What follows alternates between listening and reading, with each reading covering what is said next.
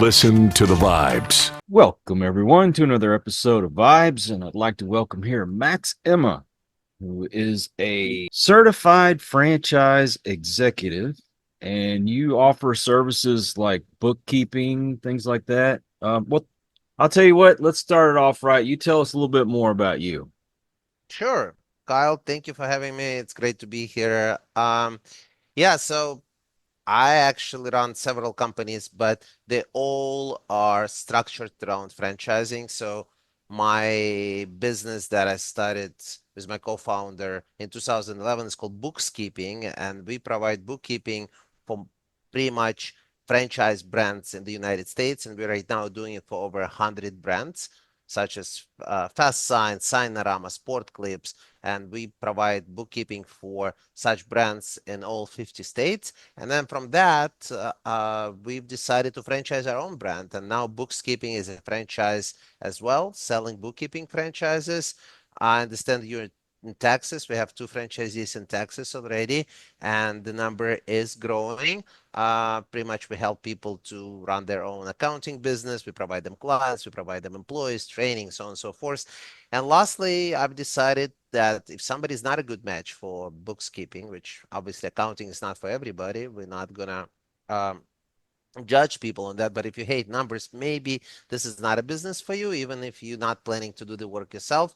I open a franchise brokerage where I offer over 600 other franchises, not accounting related. So if somebody's not a good match for bookkeeping, I give them choices. And by the way, I don't charge anything for that. So I only get paid if they end up buying, and I get paid 100% of my fees from a franchisor, which obviously does not affect candidates, because whether candidate calls them directly or go through a broker, the fee is exactly the same by law. Franchisor can't give them cash discount. I mean, let's call it that. So it's kind of, free service. I've been around franchising for so many years, and hopefully I know some things so I can share my expertise with candidates and help them to pick the brand that is right for them.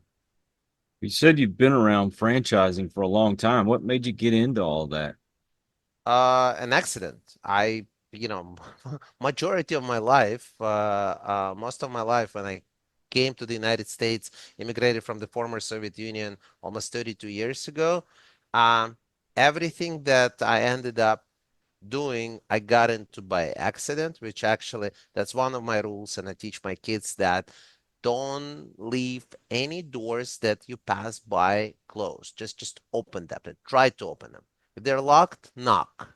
I mean, worst can happen. You look inside, you don't like it, you leave, okay? Or you go in, but do not pass a single door. I mean, we can spend next 3 hours. I'll give you examples how it changed my life. So, to answer your questions, franchising was one of those. We got introduced to one franchise, started doing bookkeeping for them, and then, one introduction to another introduction. As I mentioned, now we do that for over 100 brands. And now I'm a franchisor, which, if you ask me, I would never thought that wasn't part of the business plan. I wasn't even using the word franchising at the time. Are there avenues for people to take that maybe they don't have the capital to start a franchise? If you're talking about franchise as, offering your own franchise like bookkeeping does, the bad news, yeah, you need a lot of capital because it gets expensive if you want to do it right. And I can tell anybody, because, I learned hard way, if you not capitalized enough, do not even go this route, because there are a lot of players in the industry that can offer you to franchise your business for, $10,000. But I would say stay away from people like that, because you want to do it right. Because, it's a very regulated business. Franchising in the US goes back to, I'd say, 19th century, early 20th century. So some people saying that McDonald's was the first franchise. No, it wasn't.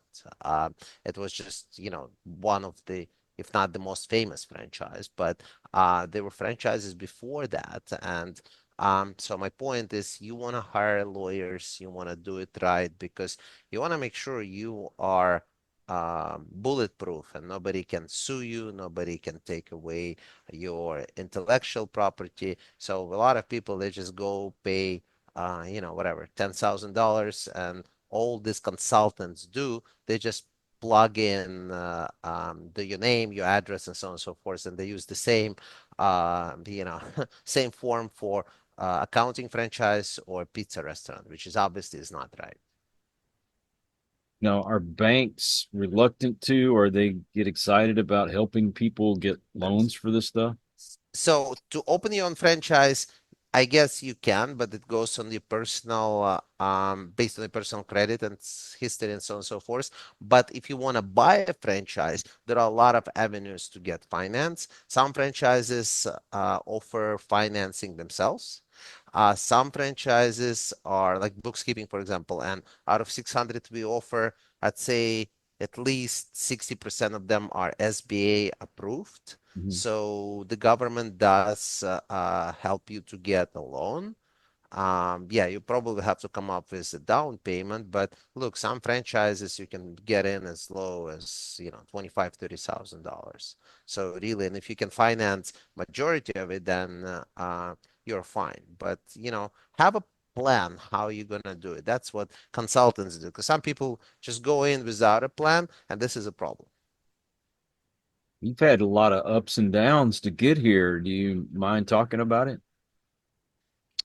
Sure. I mean, the downs that I had probably now looking back, because I think it's, I want to say Steve Jobs said that you cannot, connect dots forward. You only can connect them backwards. So, at the time I thought this is the end of the world, but, now looking back, that was really great experience that happened uh, for me and not to me. So I left the corporate world and joined a small family business and grew it from 3 employees to 96 employees. But I was growing so fast. We were just killing it until, a recession hit and they stopped building track homes and we were doing landscaping for track homes and we were overcapitalized. Bunch of trucks, bunch of, equipment and no jobs. I mean, they just stopped building in Southern California. That was the end of it. And I didn't have a choice but, declare bankruptcy. And as you might know, in the construction, you personally guarantee pretty much everything. So that led to personal bankruptcy as well. So with one baby at home and one on the way, we had to sell the house to pay every employee, and that was it. I mean, we had nothing. Like, I mean, nothing. And unfortunately, no jobs offered at the time. So I was just talking to somebody a few days ago, and I'm like, if the job market would be better, maybe my life would take a different turn because, I would just get a job and, go for it. But luckily for me, now looking backwards, there weren't any jobs available. So I didn't have a choice but open another business. And this time it was more successful. We were more careful and, we didn't grow as fast and we were able to sell this business. And that business led to bookkeeping. That in turn led to, franchising and, franchise with Max and brokerage and so on and so forth. Would you have been able to do this back in Russia? Well, now you probably could if you stay away from political situation, what's going on in Russia and geopolitical situation. But when I was growing up, I was growing up in the Soviet Union, so owning a business was not encouraged. As a matter of fact, it was forbidden because, in English language, speculation merely means that you buy something cheap and you make money by selling it more expensive. In Russia, it was a bad word in the Soviet Union. Like you could go to jail because there was like an actual law against speculation. So you weren't allowed to buy cheap and sell, for more expensive. It was illegal. Everybody had to pay the same price, government owned everything. So back when I was a kid, not really, but after Soviet Union collapsed, yes, I mean, you could have your own business, and I would argue that in some cases it would be probably faster growing because there were more opportunities. It was like Klondike, it was open market for everything, but easy come, easy go. So you could get it easy, and then the government comes in and just say, I like your business, so I want piece of pie, so I want to just take it. And that really could be like the local mayor or governor or whoever, just, his family could have just said, you know what, I think you should sell it to me pennies on the dollar. And that been done before with different businesses. Crazy. Now you help people step by step if they want to get into this. You don't just leave them to their own. You help them all the way. Yeah, I mean, first of all, what the role of consultant, people just thinking that, well, why do I need a broker if I can buy a business yourself? Absolutely. I mean, that's why in franchising we are not even called brokers. We call franchise consultant because look, if you know you want to buy McDonald's, you don't need to call a consultant or a broker. You just call McDonald's, tell them I want to buy. They're probably not going to have any territories for you, but they'll help you to find if somebody wants to sell the existing one. But the role of consultants is to help somebody to figure out what industry to go into. I'll give you an example. Somebody leaves corporate America for whatever reason, retiring, just getting fed up with corporate life, wanting to make more money, more opportunities, whatever.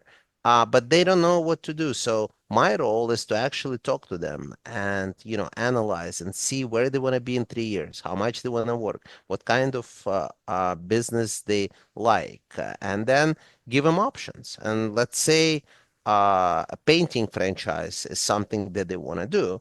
Um, there are probably 8 or 10 different options. So we would analyze it together. I would analyze it for them and show like the past financials and see how other franchisees are doing because most of the time this information is public and you are allowed to share it with potential candidates.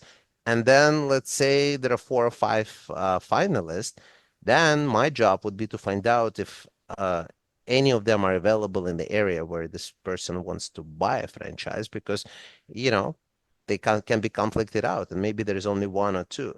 And then I present that to a candidate and put them in touch with the franchisor, let them take it from there. And my role is just to be a consultant after that, just, hey, what questions should I ask? What should I look for? But really, this is their process from this point forward. And a lot of the time, people choose between painting franchise and mosquito spraying business, for example, which are you can think completely different. But look, it's a huge mistake when somebody says, well, I need to know how to paint and I have to be a good painter to open a painting franchise. That's absolutely not true. You have to be a good marketer who can and willing to take risks and grow the business, whether it's a painting, mosquito spraying, or accounting. You just need to understand that you're not an accountant and you have to hire somebody. So we just sold, not just a few months ago, we sold bookkeeping franchise to a 7-year NFL veteran. Yes, he went to Columbia and he had a business degree, but he never had accounting business in his life. The guy was professionally playing for multiple NFL teams, and now he owns Bookkeeping franchise because he understands that he needs to hire people. We put him through bookkeeping school. We put him through sales school. Doing the executive coaching. That's part of what franchisors are doing, whether it's bookkeeping or painting.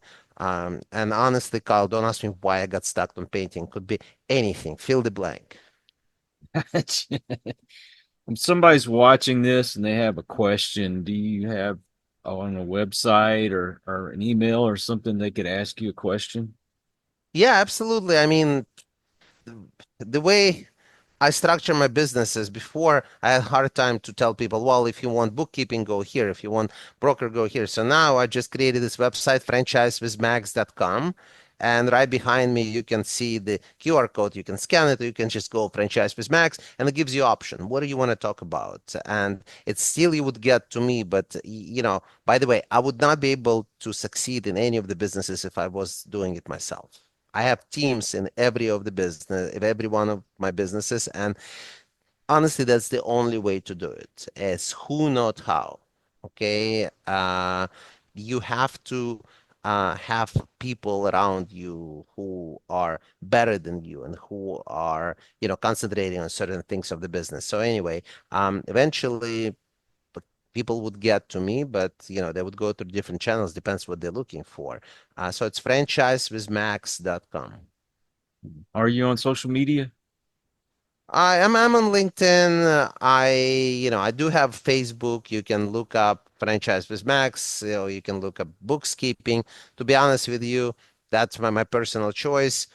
I only allow to my Facebook people I personally know. I actually even make it more fun. If I had a drink with this person, I'm allowing them to my Facebook page. And it doesn't have to be alcoholic drinks. Okay, if somebody doesn't drink, that's fine. But if I don't know somebody, they have to go. I have 9,000 people on my LinkedIn, and I'm like, I'm posting everything there. I'm sharing, but my personal is my personal, just for my friends. Well, I'll put those links in the description just to make it easy for folks to find you. Of course. But Thank Max, you. thank you so much for coming on the show today. Thank you very much, Carl. I really appreciate it. It was great. I also want to thank all you folks out there. If you are new to the channel, I hope you'll come back. Please hit that subscribe button for my regulars. You guys are awesome because you make it possible for me to do this. Till the next one, everyone, please take care. Be kind to one another. God bless and peace. We hope you enjoyed this episode of Listen to the Vibes. You can catch us on Buzzsprout or wherever you listen to your favorite podcasts, and on YouTube. Follow us on Facebook at The Vibes Broadcast Network